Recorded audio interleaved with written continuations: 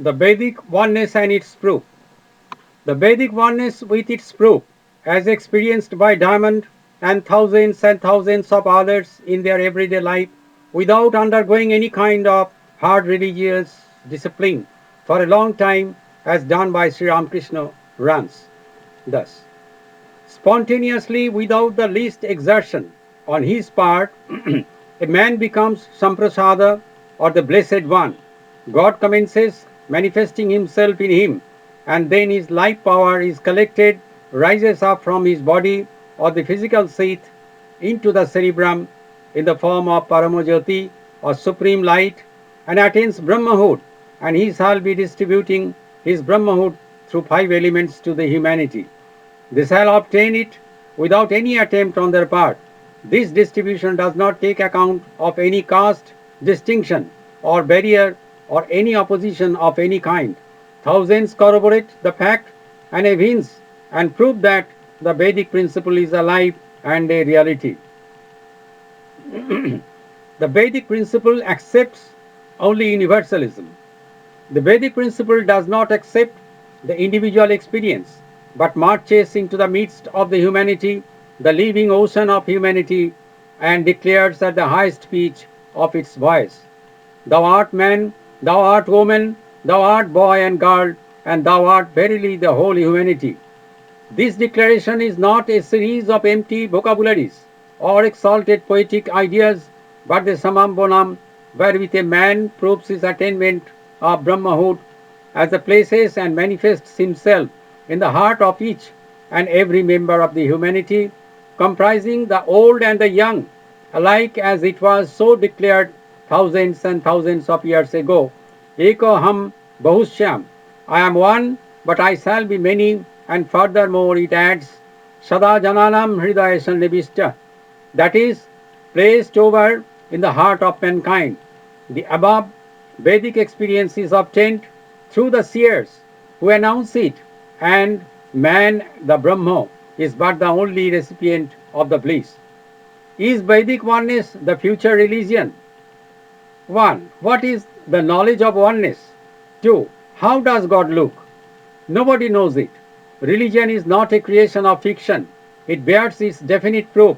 The Vedic principle is based on proof, and the proof is a universal one. If an individual declares the thing, it may be so with him, but it may vary with others. So the difference of opinion runs, and no conclusion can be arrived at.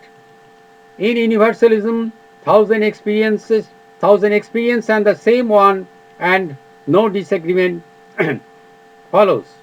The question gets settled and solved with its definite proof, as it is based on the common factor in their lives. Here, both Karl Marx and Nietzsche have got their problems solved, as it was so taught by them. With whom this oneness is experienced? With Sri Ramakrishna, it is with an unknown imaginary figure. As he says, the knowledge of oneness is also obtained by a devotee. Everything is seen as God by him. Whereas in the Vedic principle, it is with a living man, an attainer of Brahmahood.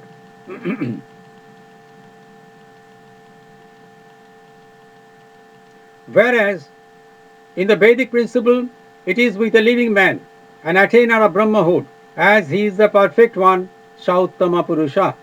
Yes, how does God of the devotee look? In its best form, it transpires that God of the devotee is only a hyperbolic creation of his imagination, a production of an emotional brain. But here, again, another fresh knotty problem arises, as visualization of God in the seventh plane in one's own cerebrum is followed by the Vedic ascertain, Shena Rupena Avinishpaddate. It means if anybody visualizes God as shown by God the preceptor coming down from the Brahmapura, the abode of the Supreme One within the brain of the seer, having had the Vedic experience of five seats or koshas and also of the seventh planes lodged in the five seats in its full-fledged form, having not the minutest shortcoming, then the visualizer of God will be seen by thousands and thousands of men within their own bodies, and they shall make an open declaration of it for the benefit of the humanity, so that this eternal truth that man is Brahma or the Supreme One may be known to all. In the annals of the humanity, up to the date, nobody has ever heard of such a devotee as pointed out by Sri Ramakrishna, and even not in the case of Sri Ramakrishna, in spite of his emphatic declaration of visualizing God. In dualism or in being confined, in any ism, oneness never comes. It is a spontaneous expression. Thanks to the genius of Swami Vivekananda, as from him the humanity firstly of the first heard religion is oneness, though even he was not blessed with it. His very lecture bespeaks the hour comes when great men shall arise and cast off these kindergartens of religions and shall make vivid and powerful the true religion, the worship of the Spirit by the Spirit. To add to it, he was once asked during his lectures in America how it was possible for a man to be Vishwatamukha or Lahome Universale, one with the whole human race, not unlike Shankaracharya, who did the very same thing some 1200 years ago. He, Swami Vivekananda, replied, "Just you think that you are all." It was the thinking only with Shankaracharya as well as with Swami Vivekananda. Whereas it is reality, the summum bonum of the human life, and a positive fact in Diamond's everyday life. It was simply his Swami Vivekananda's aspiration in life. But thanks to him again for his forecast, is Vedanta the future religion of the world?